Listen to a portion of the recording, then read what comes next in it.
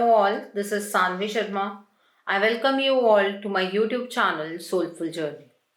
आज मैं pick a card reading आपके लिए लेकर आई हूँ जिसका टॉपिक है क्या आपके पार्टनर आपसे दूर रह पाएंगे और वो आपसे दूर क्यों है।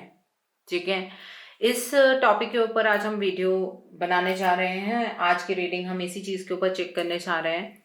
ओके, सो पाइल सिलेक्शन के लिए आपके पास दो ऑप्शन है। This is pile number 1, this is pile number 2। अपने नाम के फर्स्ट अल्फाबेट के अकॉर्डिंग आपको इस पाइल की सिलेक्शन को करना है। आपके पार्टनर का नाम कौन सी पाइल में आता है उससे इस वीडियो का कोई भी लेना देना नहीं है।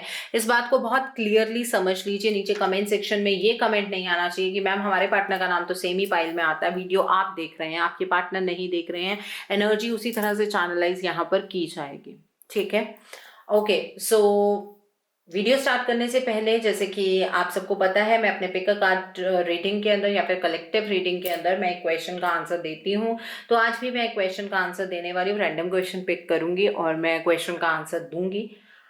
आज एक स्पेशल क्वेश्चन भी है मेरे पास, उसका जवाब भी मैं दूंगी। तो दो क्वेश्चंस हैं, ठीक है, जिनका आंसर आज के रीडिंग में मैं देने वाली हूँ। वीडियो को पूरा देखिएगा। वीडियो के किसी भी पड़ाव में मैं आपके क्वेश्चन का आंसर दे सकती हूँ और आप अपने क्वेश्चंस नीचे कमेंट सेक्शन में पूछते रहिए। हो सकता है नेक्स्ट वीडियो में मैं आपके क्वेश्चन का आंसर दूँ। So keep on asking.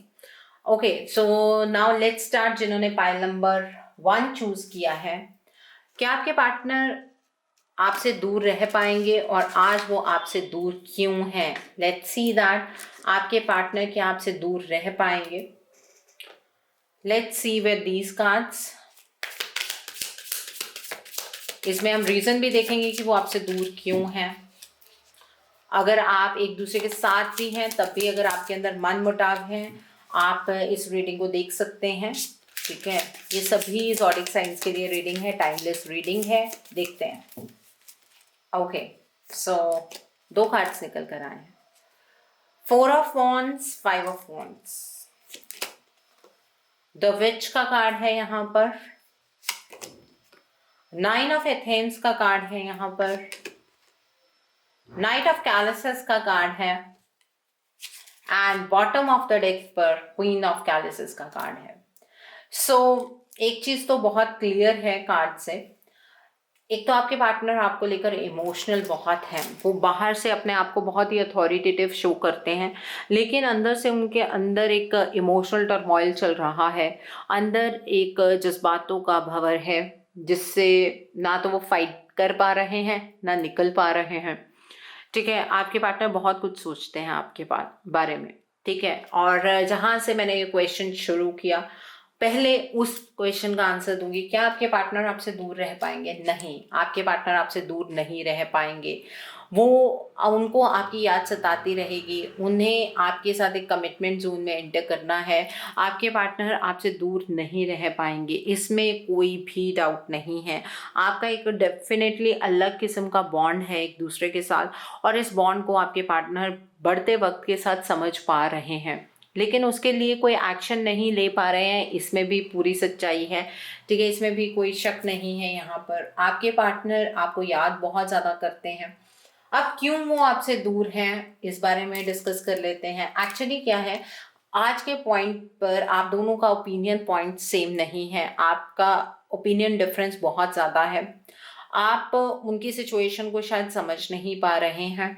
आपको इस चीज़ के रिगार्ड में बहुत सारी गाइडेंस भी मिली है और आप इस चीज़ के बारे में समझ भी नहीं पा रहे हैं। कहीं ना कहीं आपके पार्टनर जिस स्थिति में फंसे हुए हैं उस स्थिति के बारे में शायद आपको कुछ नॉलेज होगी या नहीं होगी, लेकिन आज इस चीज़ की क्लैरिटी आपको हो जाएगी। आपके पार्टनर डेफिनेटली किसी थर्ड पार्टी सिचुएशन में ग्रैप्ड हैं और यहाँ पर आपके पार्टनर के ऊपर किसी तरह की नेगेटिविटी को इम्पोज किया जा रहा है। ठीक है, और यहाँ पर उन लोगों के लिए रीडिंग नहीं है ये जिन्होंने अपने रिलेशनशिप में एफर्ट्स डाले हैं, बिकॉज यहाँ पर उन लोगों के लिए स्पेशली गाइडेंस निकल कर आई है जो अपने रिश्ते को समझ ही नहीं पा रहे हैं कि एक्चुअली उनके पार्टनर उनसे दूर क्यों हैं। आपके पार्टनर ने शायद आपके सामने ईगोइस्टिक बिहेवियर शो किया। शायद आपके पार्टनर का बिहेवियर आपको लेकर चेंज होने लगा, स्थिति को लेकर बिहेवियर चेंज होने लगा, और अचानक से आपके पार्टनर आपसे दूर होना शुरू हो गए, और आप लोग अगर साथ में भी हैं तब भी आपके पार्टनर के जो बिहेवियर में चेंजेस हैं वो बहुत ही अलग किस्म के चेंजेस हैं। आपको ऐसा लग रहा होगा कि आपके पार्टनर वैसे हैं ही नहीं हैं जिस तरह से आपके पार्टनर पहले हुआ करते थे। ठीक है, आपके पार्टनर आपसे दूर नहीं रह पाएंगे, वो इमोशनली आपके बारे में बहुत कुछ सोचते हैं, समझते हैं, लेकिन अपने जज्बातों को आप तक पहुंचा नहीं पा रहे हैं because of this negative energy. वो ब्लैक एनर्जी के अंदर फंसे हुए हैं। आपके पार्टनर रातों को रोते हैं जब भी वो अकेले में होते हैं, उन्हें बहुत ही डिप्रेस्ड एनर्जीज फील होती हैं। वो आपकी तरफ को बढ़ना चाहते हैं लेकिन चाह कर भी वो आपकी तरफ को आ नहीं पा रहे हैं। आपके पार्टनर बहुत ही ज़्यादा पेनफुल सिचुएशन से गुजर रहे हैं। आपके पार्टनर समझ नहीं पा रहे हैं कि स्थिति से बाहर कैसे आना है। वो रात को सोचते हैं, जो वक्त आप दोनों ने एक दूसरे के साथ स्पेंड किया उसके बारे में सोचते हैं। उन्हें बहुत ज़्यादा गिल्ट होता है, वो बहुत ज़्यादा रिग्रेट की एनर्जीज में रहते हैं। उन्हें एहसास हो रहा है कि उन्होंने आपके साथ गलत किया, लेकिन अब वो क्या कर सकते हैं जिससे कि सारी चीज़ें सही हो जाएं, वो इस चीज़ के बारे में भी सोचते हैं। ठीक है, तो आप कुछ क्लैरिटी लेंगे on these cards. 4 of wands के कार्ड के ऊपर क्लैरिटी लेते हैं। लेट्स सी, इस डेक से लेते हैं।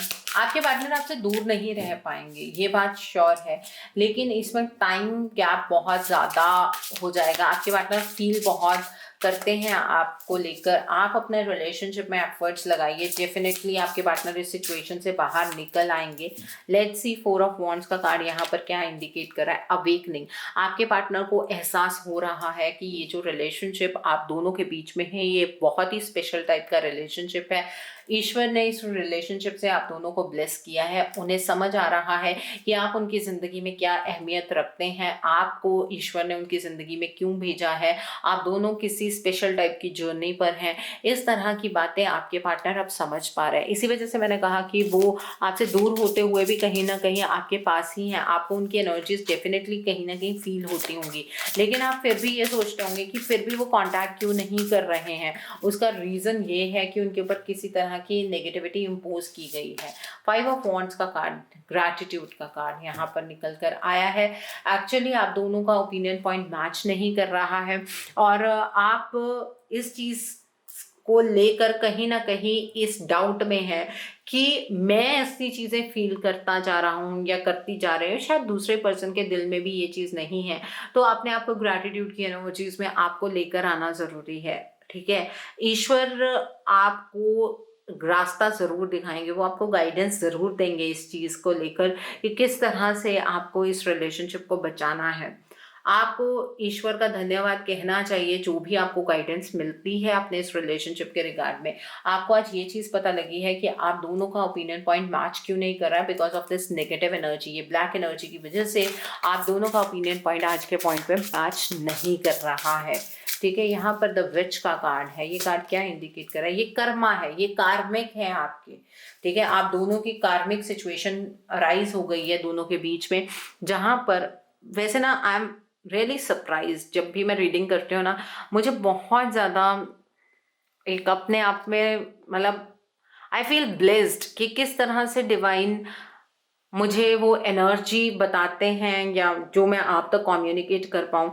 अब देखिए विच का कार्ड है और उसी के ऊपर कर्मा का कार्ड निकल कर आया है। ये कार्मिक सिचुएशन है जिसकी वजह से आप दोनों एक दूसरे से दूर होते जा रहे हैं और इस कार्मिक सिचुएशन को आपको फाइट बैक करना पड़ेगा। अगर आप इस कार्मिक सिचुएशन को फाइट बैक नहीं करेंगे, आपके पार्टनर आपके पास आ नहीं पाएंगे क्योंकि वो फील बहुत कुछ कर रहे हैं। वो अपनी तरफ से शायद एफर्ट्स लगाते हों, वो अपनी तरफ से कोशिश कर रहे हों, वो अपनी तरफ से सोच के आप तक बढ़ने की भी कोशिश कर रहे हो, लेकिन ये सिचुएशन ऐसी अराइज हो गई है कि आपके पार्टनर डेफिनेटली आप तक आ नहीं पा रहे हैं।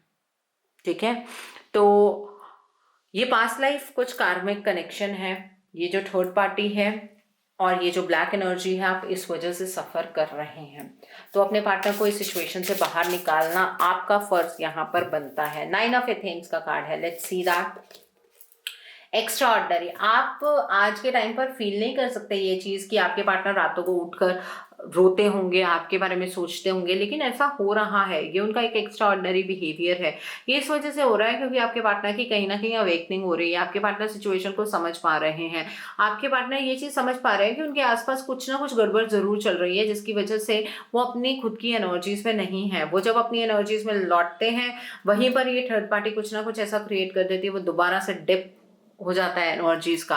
आपके पार्टनर दोबारा से लोअर एनर्जीज की तरफ को चलना शुरू कर देते हैं। नाइट ऑफ कैलिसेस, आपके पार्टनर आपको डेफिनेटली एक प्रपोजल देना चाहते हैं, अपने इमोशंस को बताना चाहते हैं, और इस चीज़ के आपको साइंस भी मिल रहे हैं। आई थिंक आपको कहीं ना कहीं ड्रीम्स आते हैं, आपको यूनिवर्स की तरफ से साइन मिल रहे हैं कि आपके पार्टनर आपको इमोशनली बहुत ज़्यादा प्यार करते हैं, वो आपसे बहुत ज़्यादा अटैच्ड हैं, लेकिन इस साइन को लेकर आप में से शायद बहुत सारे लोग हैं जो क्लियर नहीं हैं। आप लोग इन साइंस को निग्लेक्ट कर रहे हैं, तो ऐसा मत कीजिए, नहीं तो ये रिलेशनशिप ठीक नहीं हो पाएगा, नहीं तो इस रिलेशनशिप में आप दोनों आगे की तरफ को नहीं बढ़ पाएंगे। इस चीज़ का थोड़ा सा आपको ध्यान रखने की ज़रूरत है। अगर आप इस चीज़ के ऊपर ध्यान नहीं रखेंगे तो किस तरह से आप अपने इस रिलेशनशिप को दोबारा से बना पाएंगे। आपको जो भी यूनिवर्स की तरफ से साइन मिल रहे हैं वो बिल्कुल ठीक है। यहाँ पर ह्यूमिलिटी का कार्ड है। देखिए, आपको अपने पार्टनर को लेकर, इस रिलेशनशिप को लेकर थोड़ा सा हम्बल होना पड़ेगा। अगर आप अपने पार्टनर को लेकर हम्बल नहीं होंगे, अगर आप अपने पार्टनर को लेकर उस तरह की फीलिंग्स उनके प्रति ये चीज नहीं रखेंगे कि वो एक गलत सिचुएशन से गुजर रहे हैं और सिर्फ आप उनके कर्मा को याद रख रहे हैं कि उन्होंने आपके साथ क्या किया, तो ये रिलेशनशिप नहीं बच पाएगा। क्योंकि आपके पार्टनर दोबारा से उस पेट में से निकलेंगे, दोबारा से उस पेट में गिर जाएंगे, बिकॉज ये थर्ड पार्टी आपके पार्टनर को इस तरह से छोड़ने वाली नहीं है। आपके पार्टनर आपसे दूर नहीं रह पा रहे हैं, ना वो दूर रह पाएंगे, लेकिन जब इन आउट की सिचुएशन बननी शुरू हो जाएगी। आज अगर नो कांटेक्ट है तो हो सकता है आपके पार्टनर आपको कांटेक्ट करें दोबारा से, फिर आप इन आउट की स्थिति में आ जाएं, तो वो भी रिलेशनशिप कोई रिलेशनशिप नहीं होता है जहां पर एक सॉलिड कमिटमेंट ना मिल पाए। बिकॉज जब तक ये कार्मिक साइकिल खत्म नहीं होगा, और इस कार्मिक साइकिल को खत्म करने की आपकी इन्वॉल्वमेंट्स बहुत ज़्यादा चाहिए। आपको अपने पार्टनर को हील करने की ज़रूरत है। अगर आप अपने पार्टनर को हील नहीं कर पाएंगे तो आपके पार्टनर इस सिचुएशन से बाहर नहीं निकल पाएंगे। आपके पार्टनर दोबारा से आपके साथ इन आउट वाली स्थिति में आ जाएंगे, और वो रिलेशनशिप सबसे ज़्यादा पेनफुल होता है। आई नो, मेरे जो क्लाइंट्स जब मेरे पास आते हैं कि मैम जब हमारे पार्टनर आते हैं तो अंदर से एक डर लगा रहता है कि वो कब इस रिलेशनशिप से आउट हो जाएंगे, क्योंकि वो इन आउट करते रहते हैं। तो that is a very painful situation. तो अब आपके पार्टनर की सोल से कुछ मैसेजेस आपके लिए निकालते हैं। आपके पार्टनर की सोल आपसे क्या कहना चाहती है, लेट्स सी दैट। आपके पार्टनर की सोल आपसे क्या कहना चाहती है, लेट्स सी। ओके, तो पहला मैसेज आपके लिए, I don't want to enter into any relationship. आपके पार्टनर बहुत ज़्यादा हार्ट ब्रोकन है। वो ये आपसे कह रहे हैं कि वो आपके अलावा किसी भी रिलेशनशिप में एंटर नहीं करना चाहते हैं। We are soulmates. मैंने आपको बोला कि आपके पार्टनर की अवेकनिंग हो रही है। आपके पार्टनर को फील हो रहा है कि आप दोनों किसी एक डेफिनेटली एक बहुत ही एक्स्ट्रा ऑर्डिनरी कनेक्शन में हैं। प्यार कितना है कि बयां नहीं किया जाता। आपके पार्टनर आपसे बहुत ज़्यादा प्यार करते हैं। तुम ही मेरी ज़िंदगी हो, तुम्हारे साथ ही जीना है। आपके पार्टनर आपसे ये कहना चाहते हैं कि आप ही उनकी ज़िंदगी हैं और वो सिर्फ और सिर्फ आपके साथ ही जीना चाहते हैं। Okay, what else? बहुत याद आती है तुम्हारी। डेफिनेटली आपके पार्टनर रातों को उठकर आपको मिस करते हैं, याद करते हैं। Karma is coming back to me. आपके पार्टनर को रियलाइज हो रहा है कि उन्होंने आपके साथ सही नहीं किया और वही कर्मा उन तक वापस आ रहा है। I feel guilty. डेफिनेटली आपके पार्टनर गिल्टी फील करते हैं, वो गिल्ट की एनर्जीज में हैं। I am sorry. आपके पार्टनर आपको सॉरी कह रहे हैं। देखिए, आपके पार्टनर को अपनी गलती का एहसास है, लेकिन अब इस सिचुएशन से निकलना कैसे है उन्हें नहीं पता है। अपने पार्टनर की हेल्प कीजिए, उन्हें हील कीजिए, उन्हें इस सिचुएशन से बाहर निकाल लाइए, तभी आप दोनों का ये रिलेशनशिप बच पाएगा। सो आई होप जिन्होंने पाइल नंबर 1 चूज़ किया है उन्हें मेरी रीडिंग पसंद आई हो। नीचे मुझे कमेंट सेक्शन में ज़रूर बताइएगा कि आपको रीडिंग कैसी लगी। वीडियो पसंद आई है तो लाइक करना मत भूलिएगा। अपने नियर एंड डियर वंस के साथ शेयर ज़रूर कीजिएगा। हो सकता है कि किसी को अपने रिलेशनशिप को लेकर कुछ क्लैरिटी मिल सके। So do share my video also. अगर आप मेरी रीडिंग से इन्फ्लुएंस्ड हैं और किसी पर्सनलाइज प्रॉब्लम का सॉल्यूशन मुझसे चाहते हैं, अपनी हीलिंग करवाना चाहते हैं, तो आप मुझे व्हाट्सएप के थ्रू या मेरी ईमेल आईडी के थ्रू कांटेक्ट कर सकते हैं। मेरा व्हाट्सएप नंबर और ईमेल आईडी स्क्रीन पर फ्लैश होंगे। जिन लोगों ने अभी तक मेरे चैनल को सब्सक्राइब नहीं किया है, प्लीज़ मेरे चैनल को सब्सक्राइब कर लीजिए और बेल आइकन को प्रेस करना मत भूलिएगा, जिससे कि आपको नए नए वीडियोस की नोटिफिकेशन मिलती रहे। So now let's see for pile number 2। जिन्होंने पाइल नंबर 2 चूज किया है, क्या आपके पार्टनर आपसे दूर रह पाएंगे और आप दोनों के बीच में ये दूरियां क्यों हैं, वो आपसे दूर क्यों हैं?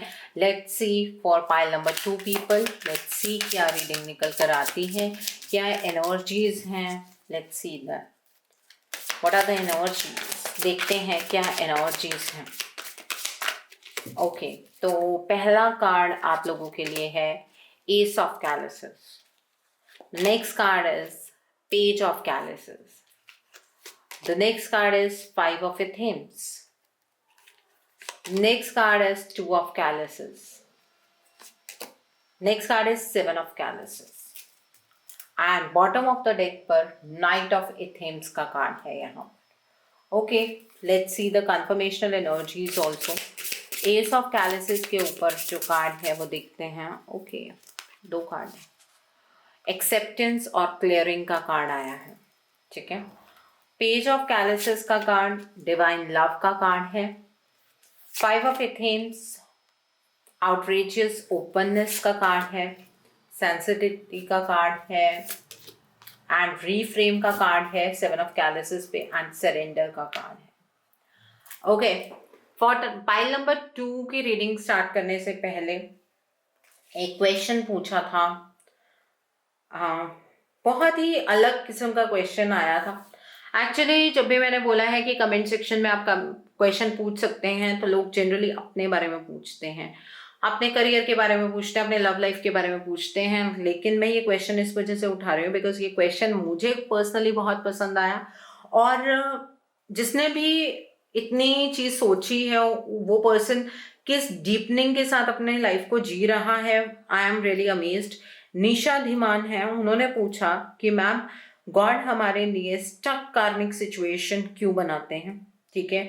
और जब हम किसी स्टक सिचुएशन में फंसते हैं तो हम थर्ड पार्टी जो भी होती है, कोई भी पर्सन है, सिचुएशन है, हम उसके लिए गलत शब्दों का इस्तेमाल क्यों करते हैं। ओके, सो यहाँ पर मैं आपको एक चीज़ बताना चाहती हूँ। जब हम एक नए साइकिल में एंटर करते हैं या हम नई कार्मिक सिचुएशन में एंटर करते हैं, पहली बात तो जब भी कार्मिक वर्ड यूज किया जाता है ना, इसे बहुत नेगेटिव वे में लिया जाता है निशा, ठीक है। कर्मस, जब आप किसी को कोई दान करते हैं या कोई अच्छा कर्म करते हैं तो वो भी तो कार्मिक हुआ ना, तो उसका कार्मिक, उस चीज का भी फल हमें मिलता है और इसी बर्थ में मिले ऐसा जरूरी नहीं है, नेक्स्ट बर्थ में भी मिल सकता है। अब रही बात की जब हम कार्मिक सिचुएशन में फंसते हैं तो वो इतनी स्टक सिचुएशन क्यों होती है। एक्चुअली क्या होता है, जब हम अपने पास्ट लाइफ से आते हैं तो हमने ऐसी कोई ना कोई सिचुएशन क्रिएट की होती है, हमने कोई ना कोई ऐसी सिचुएशन जी होती है और हमें एक बार फिर दोबारा से मौका मिलता है कि हम उस सिचुएशन से अब आगे कैसे मूव करेंगे, ठीक है। ट्राई कहते हैं ना, ट्राई अगेन वाली बात आती है। तो ये ट्राई एक ही बर्थ के अंदर बहुत बार नहीं होता है, आप कई बर्थ लेते हैं और उसमें वही सिचुएशन क्रिएट होती है और अगर आप खूबसूरती से उस सिचुएशन को ओवरकम करके अपने कार्मिक कॉर्ड्स को कट करते हुए आगे की तरफ को बढ़ते हैं तो जिंदगी सॉर्ट आउट होनी शुरू हो जाती है। जब हम बोलते हैं मोक्ष का द्वार, मोक्ष का द्वार कहना बहुत ईजी है, लोग सारा दिन चैंटिंग करते हैं और वो ये सोचते हैं कि हमें मोक्ष प्राप्त हो जाएगा। मोक्ष तो तब प्राप्त होगा ना जब आपके कार्मिक कॉर्ड्स कट होंगे, और यहाँ पर तो मुझे ऐसा लगता ही नहीं है कि हम लोग अपने कार्मिक कॉर्ड्स को कट करते हैं। हम किसी ना किसी के साथ किसी ना किसी तरीके का कर्म तो करते ही हैं और वही कर्म हमें दोबारा यहाँ पर ले आता है, हम दोबारा उस सिचुएशन में आ जाते हैं। मैं पहले लोगों को बहुत इजीली एक्सप्लेन करने की कोशिश किया करती थी कि आप लोग मोक्ष के द्वार की तरफ को नहीं बढ़ रहे हैं, लेकिन मैंने ये करना बंद कर दिया है। उसका रीजन ये है क्योंकि लोग इस चीज को शायद नेगेटिव फ्रेम करते हैं, बट आप ये चीज नहीं सोच सकते। आप देखिए, खाना भी खा रहे हैं तो उस अन्न के साथ भी आपका कोई ना कोई कार्मिक कॉर्ड होता है, ठीक है। तो इस कर्म के बंधन से बिल्कुल मुक्त हो जाना वो बहुत ही इम्पॉसिबल वाली सिचुएशन हो जाती है और हाँ, धीरे धीरे वो कम होने शुरू हो जाते हैं। जो लोग एक्सेप्टेंस की एनर्जीज में आ जाते हैं, जो सरेंडर मोड पर आ जाते हैं, और ईश्वर हमें स्टक नहीं करते हैं इन सिचुएशंस में, हमने अपने लिए ये सिचुएशंस क्रिएट की हैं। तो अगर आप क्लास 1 की पढ़ाई करना चाहते हैं वो आपके लिए इजी है। अगर आप अपनी जिंदगी में आगे बढ़ना चाहते हैं, आप +1 +2 के लेवल पर सोचना चाहते हैं, जबकि आपका दिमाग अगर 8th क्लास के लेवल पर है, तो डेफिनेटली आपको टफ लगेगा। ठीक है, तो ये स्टक सिचुएशंस आपकी लाइफ के अंदर इसी वजह से आती हैं, ताकि आप अपने आप को ग्रो करें और आगे की तरफ को बढ़ें। हम यहाँ पर सिर्फ खाना खाने और सोने और रिलेशनशिप बनाने, ऐश करने, मस्ती करने नहीं आए हैं। यहाँ पर हम अपनी जिंदगी के अंदर एक स्टेज से दूसरी स्टेज तक जाने आए। जैसे एक वीडियो गेम चलती है, जब हम एक स्टेज को पार कर लेते हैं, फिर हम अगली स्टेज पर जाते हैं, वहां की मुसीबतों को पार करते हैं, फिर हम अगली स्टेज पर जाते हैं, तभी हम विनर कहलाते हैं। ठीक है, the same thing is in our life also. Life को इतना शॉर्ट होकर समझना पड़ता है। दूसरा, आपने एक और चीज पूछी थी इसी के अंदर, एक minute, why we give only curse to the person in a situation. Actually ये हमारी टेंडेंसी है। ठीक है, जब कोई इंसान हमारे साथ अच्छा कर देता है, हम उसके लिए ब्लेसिंग्स देते हैं उसको, चाहे उस इंसान ने गलत रास्ते का ही चयन क्यों ना किया हो, हम उसको फिर भी ब्लेसिंग देंगे। ये ह्यूमन टेंडेंसी है। ठीक है, इसीलिए मैं हमेशा कहती हूँ कि गलत और सही कुछ नहीं होता है, it is just the differentiate करने का तरीका आपके लिए। और हैप्पीनेस और सैडनेस भी ऐसा कुछ नहीं होता है, ये भी सिर्फ एक डिफरेंशिएट करने का तरीका होता है। अब ये गीता सार को हम यहाँ पर एक्सप्लेन कर सकते हैं, बहुत सारी चीजों को यहाँ पर हम एक्सप्लेन कर सकते हैं। या फिर मैं एक बहुत एक इजी सा एग्जाम्पल लेती हूँ। एक बारिश हो रही है, ठीक है, जो लोग शहर में रह रहे हैं, जिनके घरों के बाहर पानी इकट्ठा हो रहा है, उन लोगों के लिए ये पानी एक कर्स की तरह होगा।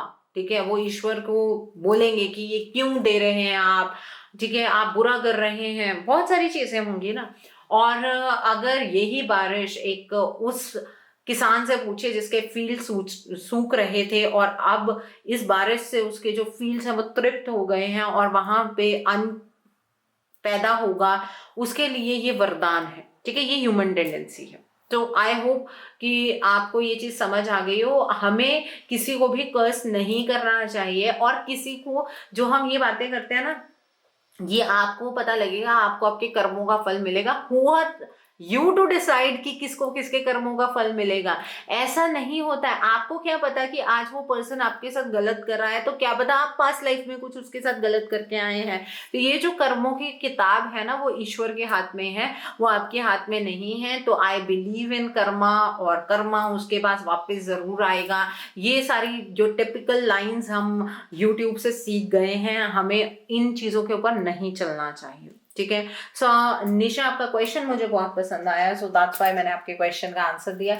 आई होप आपको आपके क्वेश्चन का आंसर मिल गया और बहुत सारे लोगों को क्लैरिटी भी मिल गई हो। So coming to pile number 2, आप लोगों की रीडिंग देखिए। आपके पर्सन तो ऑलरेडी आपके पास वापस आ रहे हैं।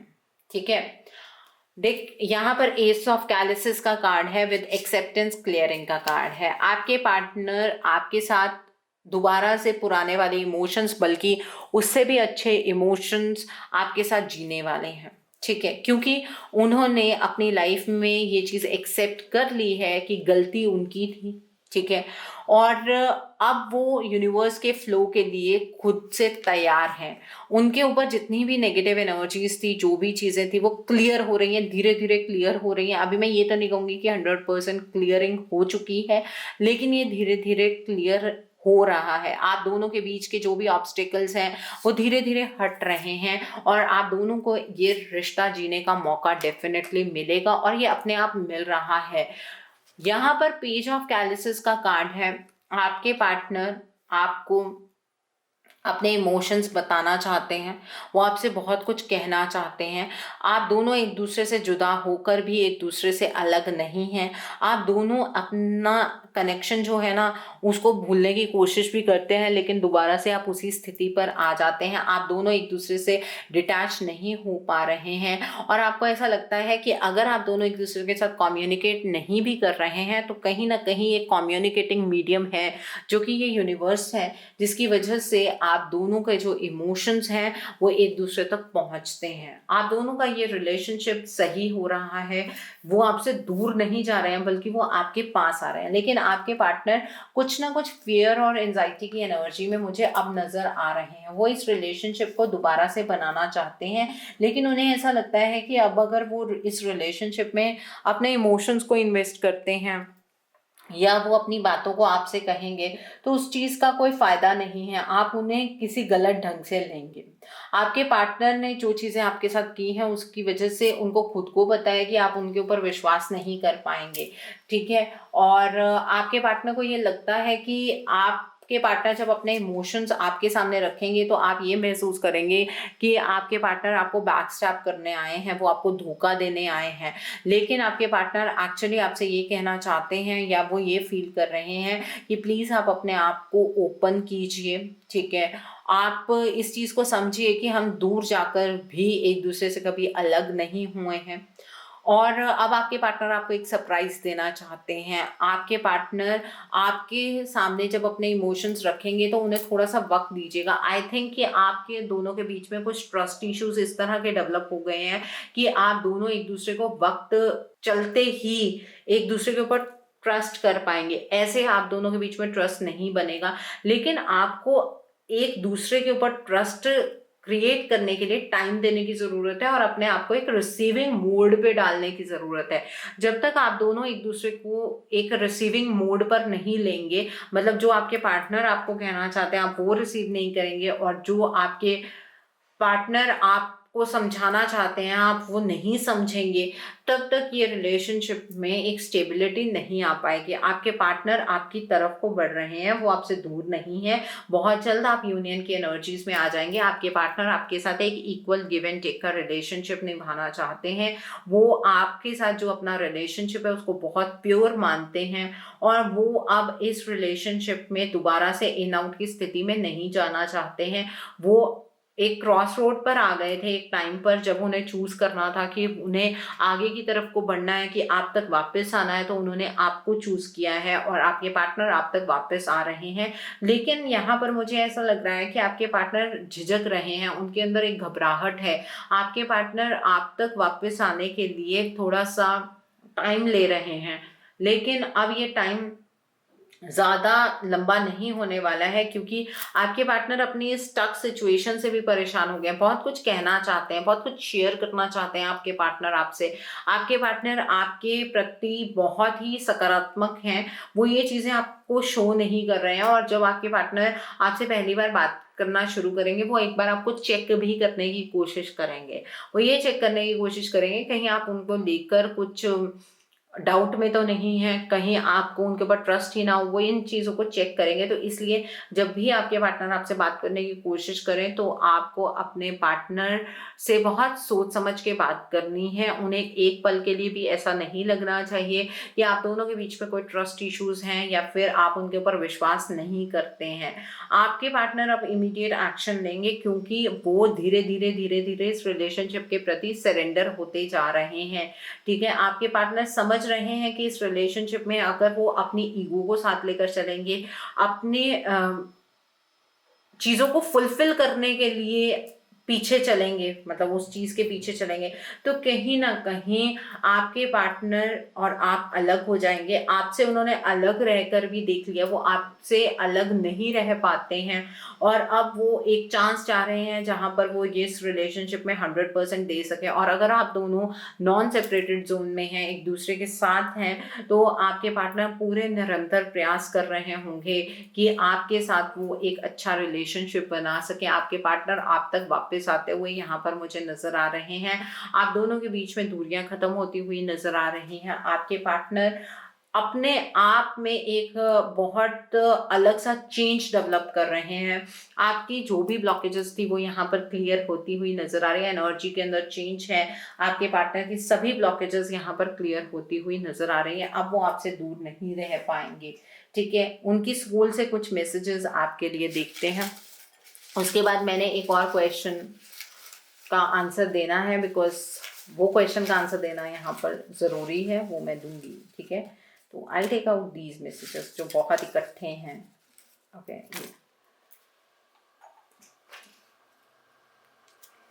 तो पहला मैसेज, ये दर्द भरा वक्त भी गुजर जाएगा। वो आपके बिना पेन में है और वो आपसे ये कहना चाहते हैं कि जो हम पेन से गुजर रहे हैं ये वाला वक्त भी बहुत जल्दी गुजर जाएगा। वो आपसे दूर तो हो गए थे लेकिन उनकी ज़िंदगी आपके बिना नर्क हो गई थी, ये आपके पार्टनर आपसे कहना चाहते हैं। ठीक है, next is I am in lot of pain without you. इसी वजह से तो आपके पार्टनर आप तक वापस आएंगे। बहुत मुश्किल है तुम्हारे बिना जीना। आपके पार्टनर को इस चीज़ की रियलाइजेशन हो गई है कि वो आपके बिना नहीं रह सकते हैं। ठीक है, I am ready to take a stand for you. ये स्टैंड है उनका, वो आपके लिए अब एक स्टैंड लेने के लिए तैयार हैं। गिव मी सम मी टाइम, थोड़ा सा वक्त ले रहे हैं वो और उसके बाद वो एक इमीडिएट एक्शन लेंगे। So coming to the question, पहले पाइल नंबर 2 आप लोगों के लिए थोड़ी सी और चीज़ बता दो। आपको अब घबराने की ज़रूरत नहीं है, बहुत जल्दी आपके पार्टनर आपके प्रति एक्शन लेंगे और आप दोनों का रिलेशनशिप बहुत अच्छा हो जाएगा। एनर्जी के अंदर कुछ इस तरह के चेंजेस यहाँ पर मुझे नज़र आ रहे हैं। सो क्वेश्चन यहाँ पर ईशव का है। ईशव मेरे बहुत पुराने क्लाइंट हैं और ईशव का क्वेश्चन ये है कि सानवी मैम मुझसे कब तक नाराज़ रहेंगी। तो ईशव, पहली बात तो ये है कि मैं ऐसे कोई भी बॉन्ड क्रिएट नहीं करती हूँ जहाँ पर मतलब आपकी एनर्जी मुझे अपनी तरफ खींचती रहे। इसी वजह से इस वीडियो में मैं आपके क्वेश्चन का आंसर दे रही हूँ। ठीक है, मैं आपसे नाराज़ नहीं हूँ, आपको सॉरी कहने की ज़रूरत नहीं है। ठीक है, आप प्रॉब्लम में होते हैं, कुछ चीज़ें हो जाती हैं। ठीक है, मैं नाराज़ नहीं हूँ आपसे और लेकिन जो कनेक्ट है, जो आपका मेरा कनेक्ट है, वो मैं अभी थोड़ा सा रुक कर बनाऊंगी because till the time of Diwali I am busy. ठीक है, उसके बाद मैं ये कनेक्ट बनाऊंगी और मैं आपसे नाराज़ नहीं हूँ। मैं माफ़ करने वाली कौन होती हूँ, सबसे बड़ी बात तो ये है। ठीक है, मैं कुछ भी ऐसा नहीं, कोई मेरे मन में नहीं है कि क्या हुआ, क्यों कहा, सारी चीज़ें, ऐसा कुछ भी नहीं है मेरे माइंड में। लेकिन अभी फ़िलहाल में मैं कनेक्ट नहीं कर पाऊँगी, मैं दिवाली के बाद में कनेक्ट करूँगी। ठीक है, सो इसलिए अपने मन में ये चीज़ मत रखिए और अपने फेस्टिवल को बड़े आराम से और बड़े पीसफुली और महामनी के साथ मनाइए। ठीक है Ishav, I connect with you after Diwali. तो यहाँ पर ये जो divine love pile number 2 people आप लोगों की ज़िंदगी के अंदर फ्लो कर रहा है, ये आपके पार्टनर के अंदर ट्रमेंडियस चेंजेस लेकर आ रहा है। ठीक है, सो आई होप जिन्होंने पाइल नंबर 2 चूज़ किया है उन्हें मेरी रीडिंग पसंद आई हो। नीचे मुझे कमेंट सेक्शन में ज़रूर बताइएगा रीडिंग आपको कैसी लगी। वीडियो पसंद आई है तो लाइक करना मत भूलिएगा, अपने नियर एंड डियर वंस के साथ शेयर ज़रूर कीजिएगा। हो सकता है कि किसी को अपने रिलेशनशिप को लेकर कुछ क्लैरिटी मिल सके, so do share my video also. अगर आप मेरी रीडिंग से इन्फ्लुएंस्ड हैं और किसी पर्सनलाइज प्रॉब्लम का सॉल्यूशन मुझसे चाहते हैं तो आप अपनी पर्सनलाइज रीडिंग मेरे साथ बुक कर सकते हैं। ये बुकिंग आप मेरे व्हाट्सएप के थ्रू या मेरी ईमेल आईडी के थ्रू कर सकते हैं। मेरा व्हाट्सएप नंबर और ईमेल आईडी स्क्रीन पर फ्लैश होंगे। जिन लोगों ने अभी तक मेरे चैनल को सब्सक्राइब नहीं किया है, आप प्लीज़ मेरे चैनल को सब्सक्राइब कर लीजिए और बेल आइकन को प्रेस करना मत भूलिएगा, जिससे कि आपको नए नए वीडियोज़ की नोटिफिकेशन मिलती रहे। So thanks for watching, see you soon.